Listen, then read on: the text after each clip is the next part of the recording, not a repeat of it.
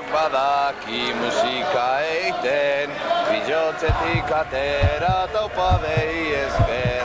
Taupada bat basua, besteak gitarrak, eta zaratatxua, eta balaria, eta zaratatxua, eta balaria.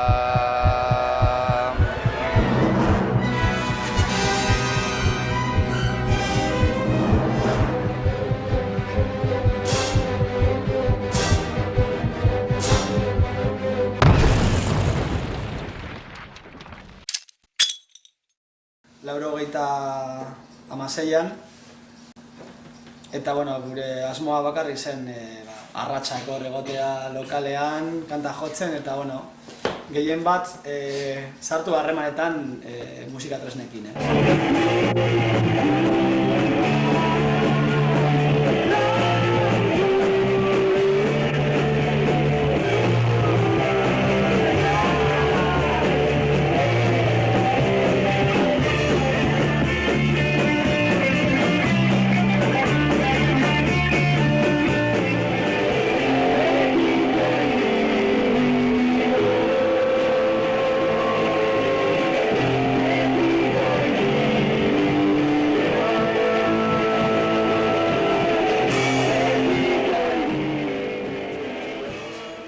Ez genuen inungo asmorik, aukeratu genuenan izena, Idibihotz, ez genuen eman buelta askorik. Polita zan izena, eta gustatzen zaigun, eta ez genuen pentsatu inora helduko ginetekenik. No, la verdad que yo creo que fue empezar, estábamos muy metidos en la movida de las fiestas de los pueblos y ir a ver conciertos, ¿no? Entonces yo creo que era el rollo de todos los fines de semana, concierto aquí, concierto allí, vamos a todos los conciertos, a todas las fiestas. Y bueno, yo creo que fue decir, o sea, no vamos a ser solamente espectadores, sino que vamos a intentar hacer nosotros también, hacernos un sitio, ¿no? Tampoco sin una pretensión de tocar ahí, ¿no? Pero bueno, probar, ¿no? Y decir, vamos a ver si esto lo podemos hacer nosotros, ¿no? Porque egon zen garai bat, asteburuero, kontzertu guzietara. Orduan, Ibanek esan duena, nolabait parte hartzeko, bebai egotea berzi sentitzen dan, eszenatoki gainean, ez bakarrik arazpian, ez.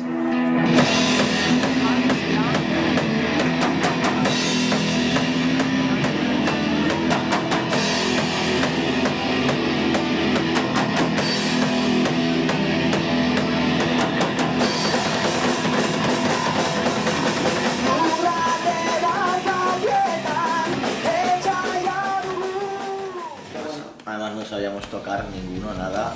Pues Iván, tú el bajo. Iván tú el bajo. Vale, tiene menos cuerdas, seguro, así sí. No sabíamos tocar ninguno. La sorpresa esan, urrengo egunerako etorri zen Iban bajoarekin. Eta, kriston garai polita, ez daukazu inungo presiorik eta inungo asmorik, ez? Eta bakarrik etortze ziren lagunak gu ikusten, eta, gero lehen da biziko kontzertua, hori izan zen Sondikako lantegi batean, lagunekin, lagun bi bat etorri ziren, Doako sarrera, Kriston jaia, eta ordu erdi baten ja etzegoen edaririk ez. Eta jende guztia zizen oiukatzen, erzeke baina edaria ez egolako ez. Joten eta tan agertxio. Beste bat, gero lagunak igotzen ziren ez denatokira bestera, eta oso polita ez.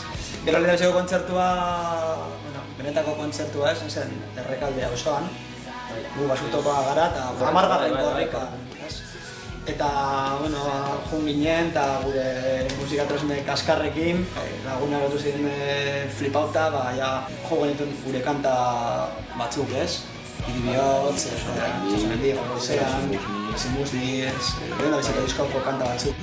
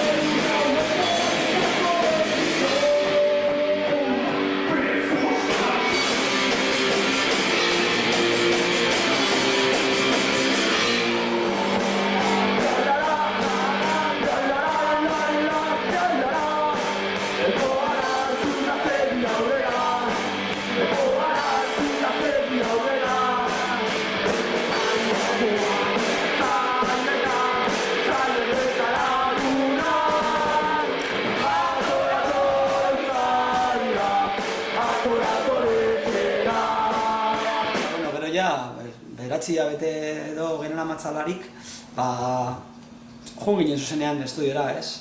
Carlos Kataren gana joan ginen eta maketa grabatzeko asmoarekin, lagunei emateko eta tabernetan saltzeko, ez? Baina, gero hasi ginen Carlos Katorekin grabatzen eta ikusi genuen kriston diska atera zela. Gu geratu ginen harrituta, ez? Eta, Carlosek esan zigun bidaltzeko disketxera, ez? Nos animó, realmente nosotros eso no teníamos ninguna pretensión. Y él nos dijo, o sea, ¿qué habéis hecho y tal? Pues mandarlo y tal. Y bueno, coincidió con el concurso de Neguri, ¿no? Bai, Neguri auzoko jaietan, deitu ziguten parte hartzeko kontzertu batean, eta kontzertu hori zen lehiaketa, talden arteko lehiaketa. Eta, ez dakit, gu beti izan gara konplexoari gabeko talde bat, ez? Gu badakigu eta genekien oso txarto jotzen genuela, ez? Baina gu disfrutatzen genuen egiten genuenarekin, ez? Eta hori eszenatokian ikusten zen, eta, hainbat talde zeuden eta kriston musikariak, ez? Eta gu irabazi gendun, lehiaketa, ez? Zergatik, norbait daki, baina irabazi gendun, ez? Venga, dinos una!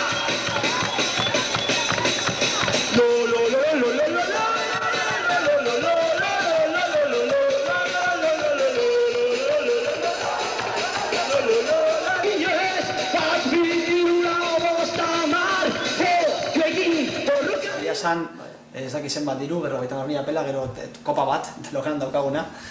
Eta jotzea latzenekin, ez? Eta latzenekin momentu hartan jotzea izan zen la hostia, ez? Latzen justo goi-goian zegoen. Eta orduan jende pilo bat urbildu zen kontzertura.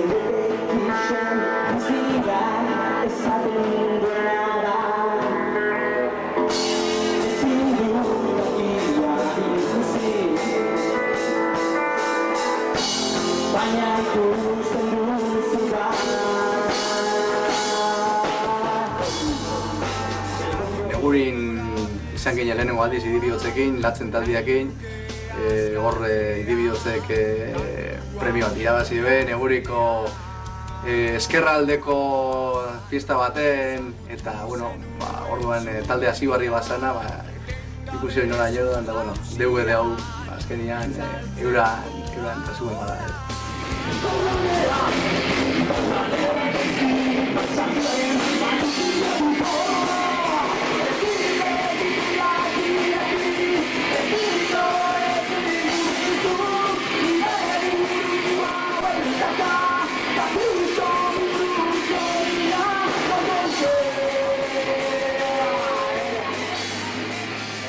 Gero justo jarraian ateratzea diska eman zuzkun bultzaka da, ez?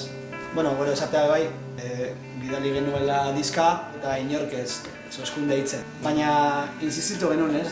Deitu genuen Ritxiri, oiukako Ritxiri, ia jasota zeukan diska, eta esan zuzkun etzuela jaso. Bidali genion diska eta urrengo gunean erantzun zuzkun daizuela atera daizko diska. Eman zuzkun kontratu bat. Eta hartu genuen boligrafoa eta erakurri gabe ezebez. Guretzako izan zen inklusio handia. Idibioz partea etorri zitzaidanean 1987an maketa batekin. Nik uste dut oso berde zegoela taldea, berde baino gehiago berdeegia. Ikusita gaur egun zer nolako taldea duen eta zer nolako soinua eta zer nolako esperientzia eta jarrera duen eskenatokian nabaritzen da ezta. Baina ez hor bakarrik, baita kontzertuetan, baita diskoetan ere oso nabaria da. Baina esan behar, maketa ark ez nindola utzi, eta oso berde egon, ez nindola utzi lur jota, bezik eta ikusten zen kantuak zeudela, ikusten zen bazegoela hor egurra, bazegoela espaldan nondik atera zerbait ez materia osagaiak bazegoela, materia prima esaten dena bazegoela, taldeak bazegoela. Eta maketa izan behar zuen diskoa ere, maketa hori disko bihurtu genuen.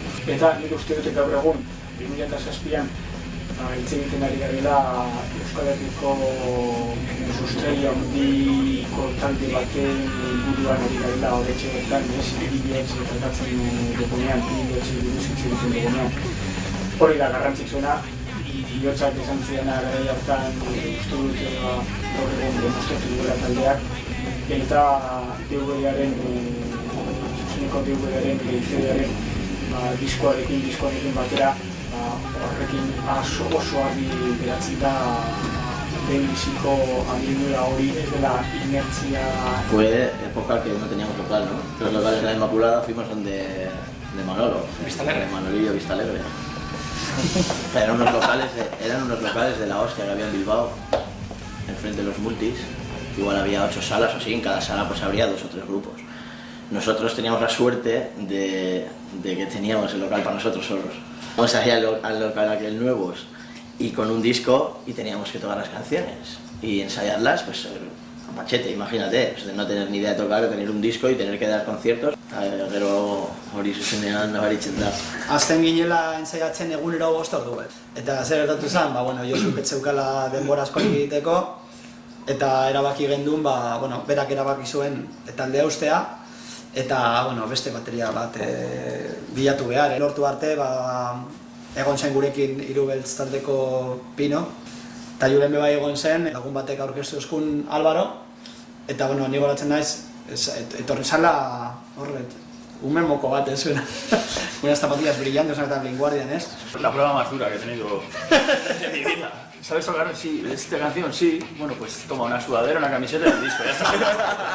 ¡Qué bola! Hombre, para mí fue un cambio bastante grande, porque yo venía de tocar en otros grupos, que también a nivel de ensayos sí, había ensayos todos los días y tal, pero luego a nivel de conciertos era un poco más tranquila la cosa. Y yo fue entrar aquí ya, de repente, conciertos todos los fines de semana, pero bueno, bien.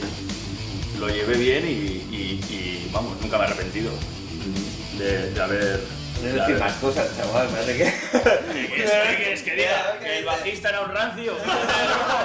El local, yo la verdad es que iba, asustado, no sé si es la palabra, iba con mucho miedo, porque yo pensaba que me iba a encontrar un grupo 100% profesional, con un disco, con muchos conciertos, y llegué allí y dije, joder, pues un poco lo que me ha pasado cuando he conocido a otra gente ahora, que les tienes como mitos y luego les conoces y te das cuenta pues que son personas de carne y hueso igual que tú y que cualquier persona de la calle. Y a mí me pasó un poco esto cuando entré en el grupo, que me llamaron por teléfono, me llamó un amigo y me dice, oye, ¿qué tal grupo está buscando batería, que tienen un disco, vas a grabar otro, no sé qué. Bueno, yo ya alucinado.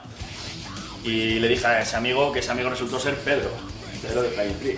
Yo, tío, acompáñame a la prueba. No, tienes que ir tú solo, yo iba con mucho miedo. Y llegué allí y dije que yo no sabía lo que me iba a encontrar. Yo había oído el nombre del grupo, pero no les había visto, ni les había escuchado, ni nada. Pero bueno, yo lo que quería en ese momento, me había quedado sin grupo, era tocar. Y llegué allí al local y dije, madre mía, ¿qué es esto? Yo me esperaba ver un local de un grupo con disco, yo, pues, las paranoias que tienes en la cabeza, un grupo con un disco ya, local de mucho nivel. Y llegué allí un sótano, bajé las escaleras, ¡buah! Una cueva. Una amplia así, chiquita. Una amplia así, el otro tal, y dije, madre mía. Y dije, bueno, bien, me quedó.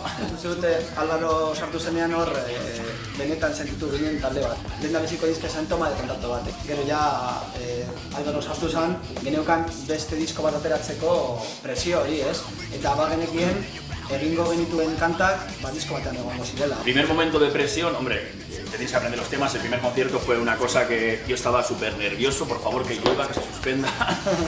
Pero yo el primer momento real de presión real que sentí en el grupo fue el primer día que fui al estudio a grabar el Arima Ratu. Llego al estudio y trae las canciones con claqueta, con el metrónomo. Y digo, madre mía, ¿qué dice este hombre? Y me di cuenta de que las cosas iban en serio, ¿sabes?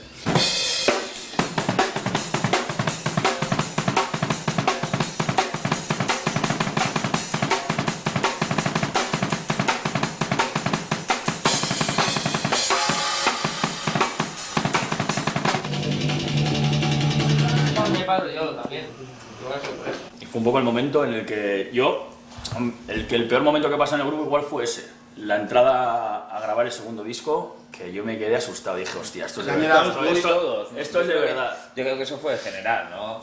Hombre, él porque era el primer disco que grababa con nosotros habíamos grabado el anterior, pero también la forma como grabamos el anterior fue totalmente diferente. Bestea izan zen maketa batez. De venir del local de Carlos, que era un sótano chiquitín y tal, y de repente llegas a Elcar, que entras por la puerta y tienes un pequeño hall con unas máquinas de café, de no sé qué, por una silla, un sofá. Solamente que la mesa es más grande que puerta, hay un pasillo Carlos, y de repente entras allí y ves aquella pedazo de mesa y luego entras y ves un pedazo de sala que no te puedes ni imaginar, entra una orquesta. Pero dice, aquí han grabado Star Wars. Y dices, ¿y qué voy a hacer yo solo grabando la guitarra, yo solo?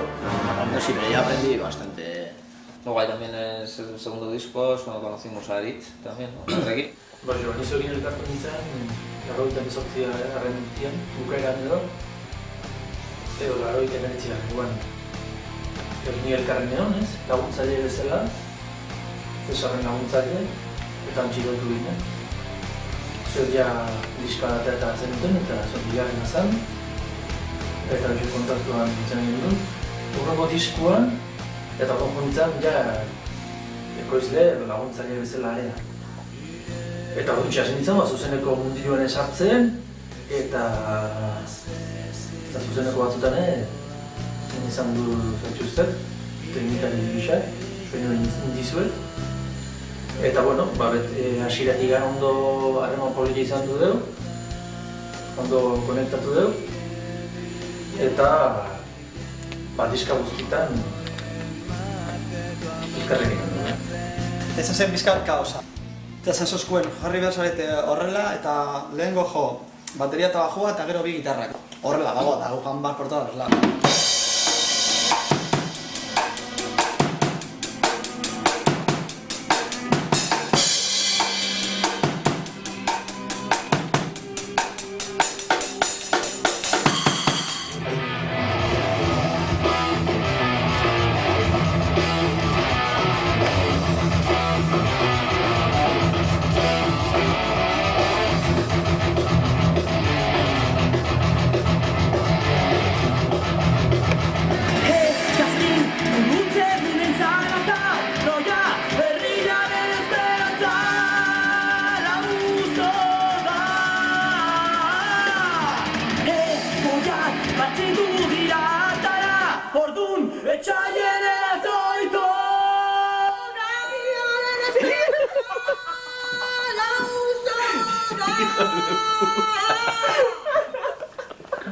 Bueno, mejor viene ahora.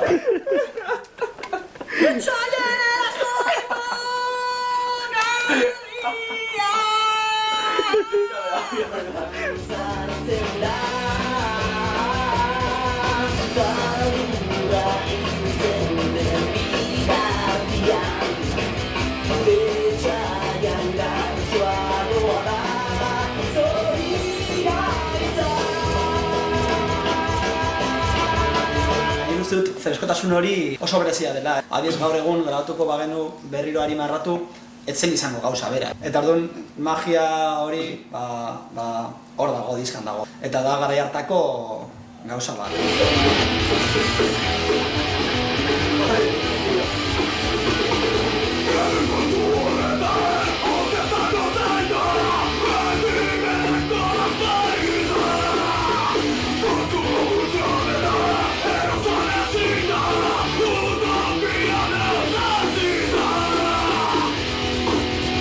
Que yo en ese disco, en el Arima Ratuten, yo creo que siento como una implicación bastante grande dentro de ese trabajo, porque al margen de la colaboración, del seguimiento que tuvimos de aquel disco, porque bueno, ensayábamos juntos,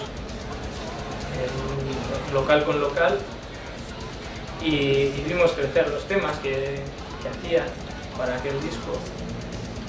Y bueno, y luego ya también tuve la oportunidad de hacerles la portada de aquel disco, con lo cual creo que una parte siento que una parte de ese disco también es mía, que va más allá de la simple colaboración. un disco al que yo tengo bastante cariño.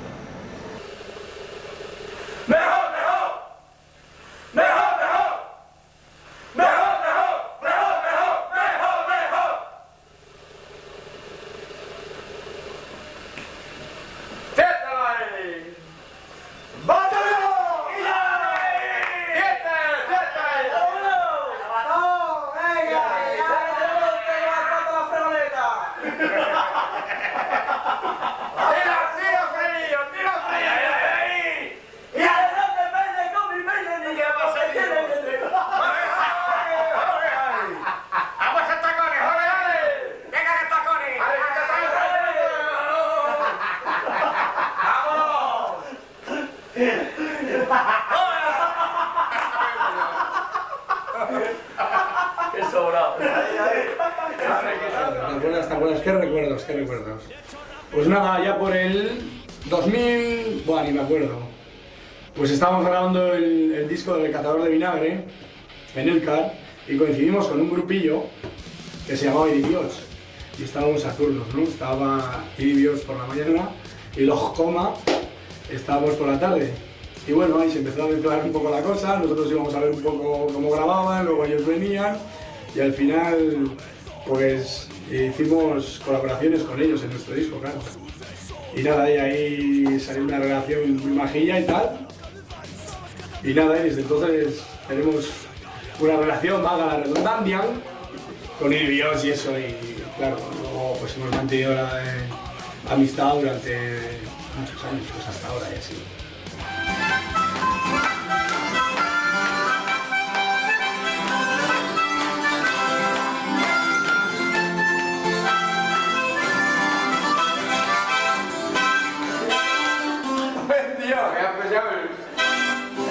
Simón no me ha pillado. Penalti, Simón dice. Desde el primer disco de Herriaren Taupada, que entró Álvaro a tocar la batería, que Álvaro le conocía yo de chiqui, de muy pequeñito, y bueno, pues nos hicimos muy amigos luego todos, y colaboré en el tema Malú del segundo disco, Arima Ratu, y bueno, ya hemos sido una familia.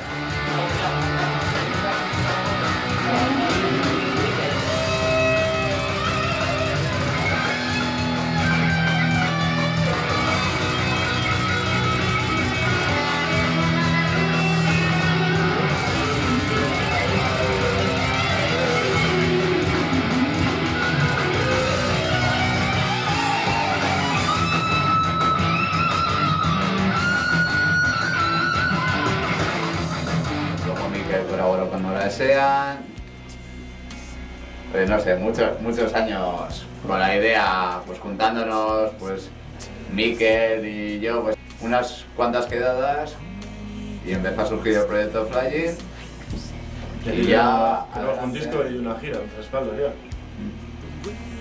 Yo estaba con Alvarito, con el largo, viendo le llamaban Body y Alvarito aquí con nosotros con 10 años, ¿sabes? En el sofá. Y luego bajaba Alvarito a ver ensayar a Adrián, ¿sabes? Con Salduna, ¿sabes? Es que eso tenía que contar a Adrián, ¿sabes? Que eso es un punto. Y bajaba y se sentaba ahí, ¿sabes? A ver tocar la batería.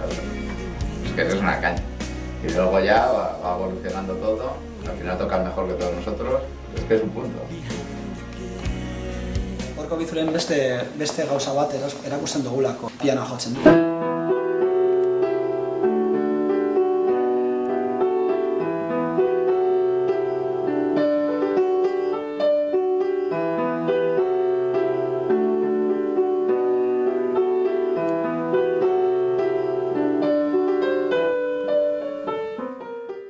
Bigarren diskotik aurrera ja hasi zen Idiots izaten talde sendoago bat, ez? Bigarren diskoa portada heavy horrekin eta jarrera beste batzukin musikalki, gainera Alvaroren sarrerak nolabaiteko indarra eman zion baterian taldeari eta dagoeneko heavya bihurtu zen eunetik egun, ez? Beriziko kontzertua izan zela Ibilaldian, Elorrioko Ibilaldian. Eta hor benetan uste punturatu ginela zer den eukitzea talde bat. Eta bueno, garai hartan kontzertu izugarri eta kontzertu pila bat eman genituen. Hori izan zen asteburu ero, eta asko ikasi.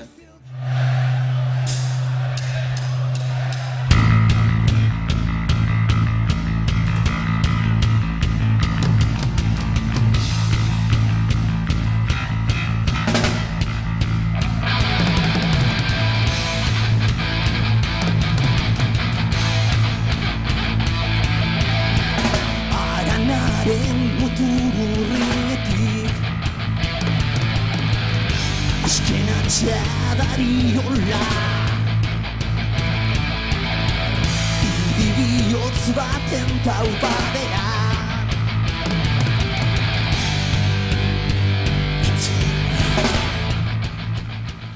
eta jarretzen ginen izaten inongo komplejorik gabeko talde bat. Inoiz ez gara fijatu zer egiten duten bestea. Nik uste dut hori oso importantea dela. Hirugarren diska, negarren amorrua, hor berriro beste aldaketa, lokal aldatu genuen. El segundo disco aprendimos mucho, la grabación, ya otro rollo y nos sentimos, bueno, pues ya como empieza un poco la responsabilidad, ¿no? Acaba la frescura un poco del comienzo y empieza un poco poner en práctica lo que habíamos sí, aprendido hasta aquel momento. Y lo que queríamos dar y ofrecer a la gente que nos estaba siguiendo, ¿no? Y yo creo que fue un disco tenía todavía parte de frescura, ¿no? Pero ya se notaba un poco de ideas claras, ¿no? De por dónde queríamos ir.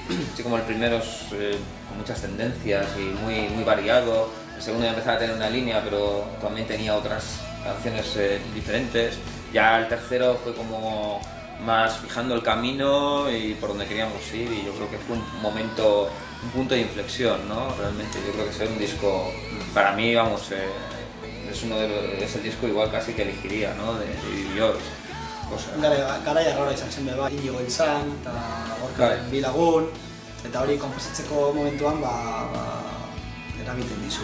Benetan gu egiten dugu kantak barne-barnetik.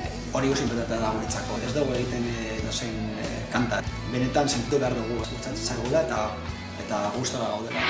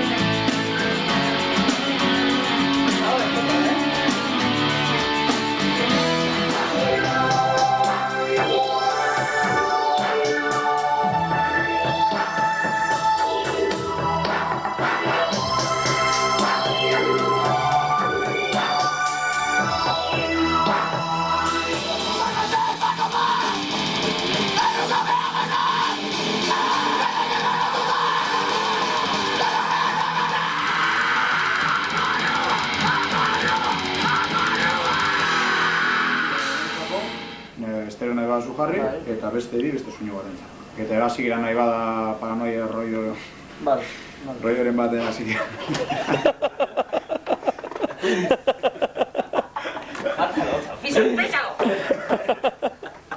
Bai, hasta sagu eta Idibiotzegin zuekin grabatzia beti izan du da sinonimoa humorezko grabazio bat izatea.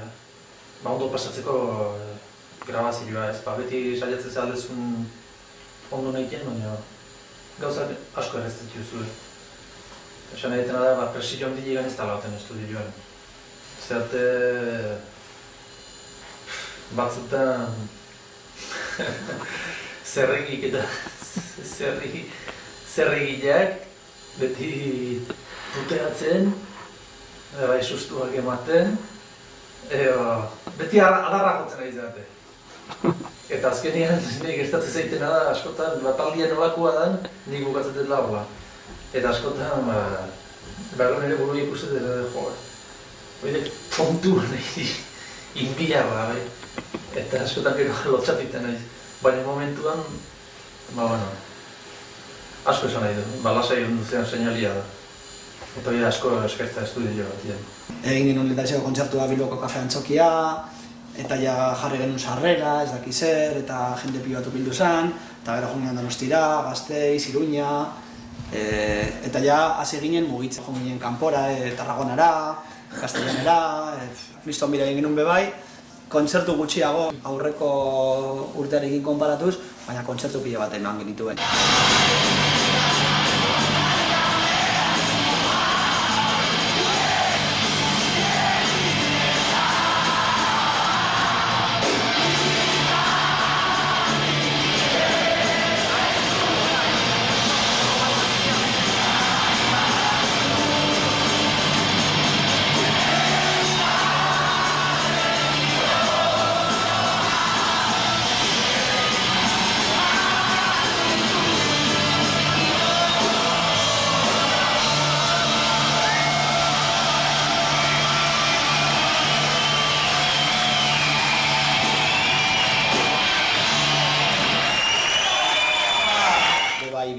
jo gendun, gainera parte hartu genuen bilaldiaren kanta, nik egin nuen eta Santrastekin batera, eta bueno, jotzea ibilaldi batean beti da jotzea milaka lagun aurrean, eta hori izugarria.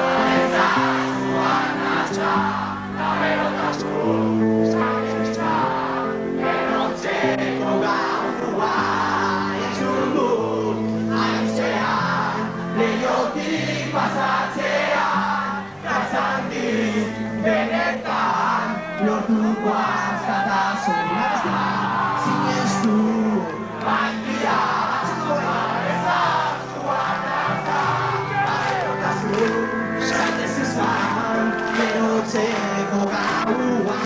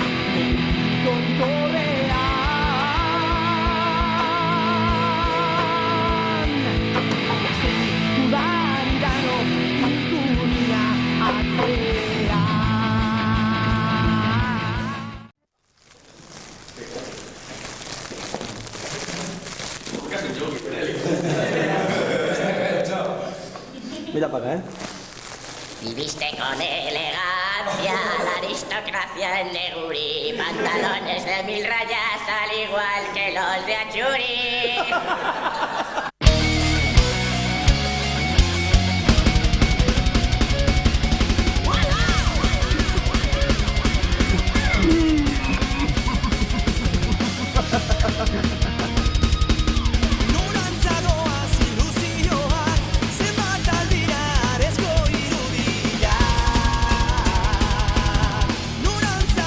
Sentimenduak, zenbat aldira, otzean diren bidea.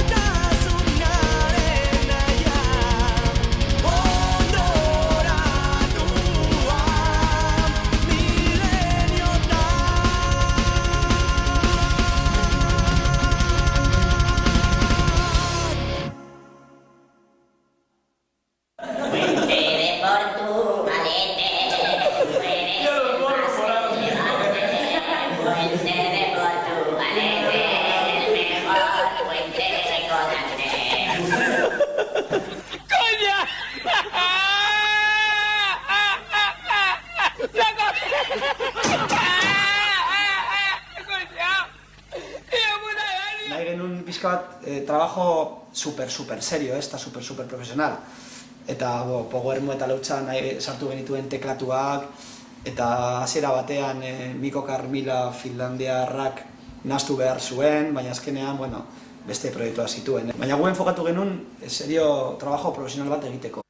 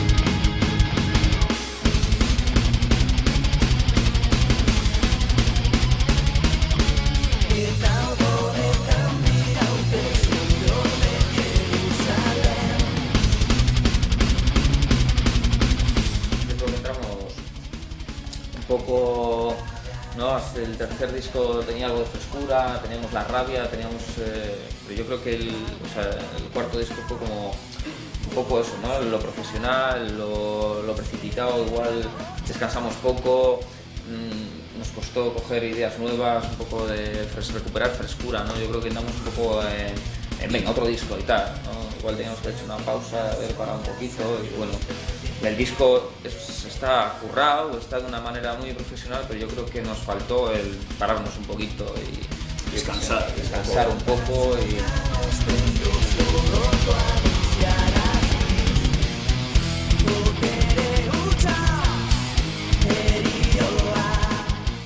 Tiene canciones muy buenas, ¿no? Y todavía pues hay canciones que la gente nos pide, que si seas cliente, que... Entonces, pero bueno, tiene, no sé, nosotros nos hemos quedado siempre con eso.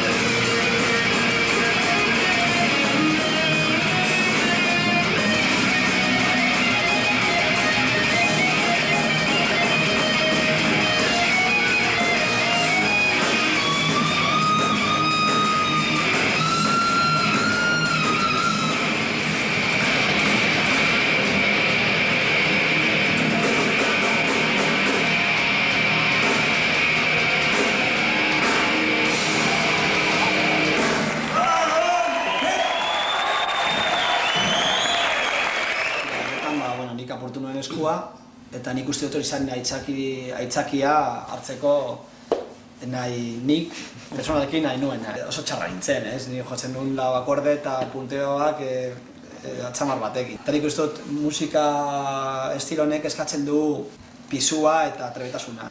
Orduan, apurtu nuen eskua eta kontzertu pilo bat geneuzkan, eta, erabaki behar zan. Kontzertuak bertan bera utzi, edo gitar jole bat hartu nire ordez, egoteko taldean ni sentatu arte. Adrián sartu zan eta, ikusten genduen taldeak asko irabazten zuen. Sí, yo lo recuerdo, la verdad es que fue un puntazo. Bueno, yo conocía a Álvaro ya de antes y lo conozco casi desde que era así, más o menos. Y luego tuvimos una temporada que estuvimos tocando juntos y antes de que entrase él en DB8. Y en aquella época recuerdo también que llevaría a Álvaro con Ivy, pues no sé, que llevaría 2 meses o menos quizás. Y recuerdo que nos acercamos a verles ensayar el abuelo de Flying Free y yo, que también nos conocemos hace mucho tiempo. Y entramos en el local y algo sonaba mal, algo había raro allí. Pero bueno, estaban completamente desafinados, era una pasada. Y bueno, fue un poco gracioso y tal. Que unos años más tarde sonase el teléfono en mi casa, me llamasen y oye, que mira, ¿qué pasa esto? Que necesitamos que nos ayudes para la gira y tal.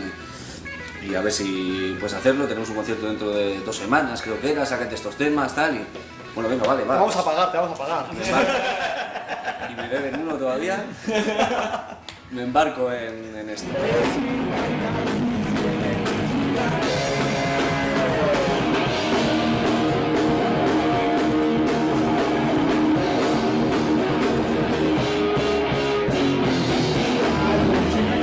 Jekiri, Mr. High, tú. Ireki bihotza maitian, emoiztazu multzutzu. Dale, rompe. ¡Una caja! ¡Sí, señor! ¡Sí, señor! Impresionante, impresionante. El auténtico disfraz de Pokémon, tío. Yo siempre quería tener esto. Ir hasta Barcelona con esto, si no, no pasas la prueba de soy de DB8. Te voy a atar esto para que te quede todo bien.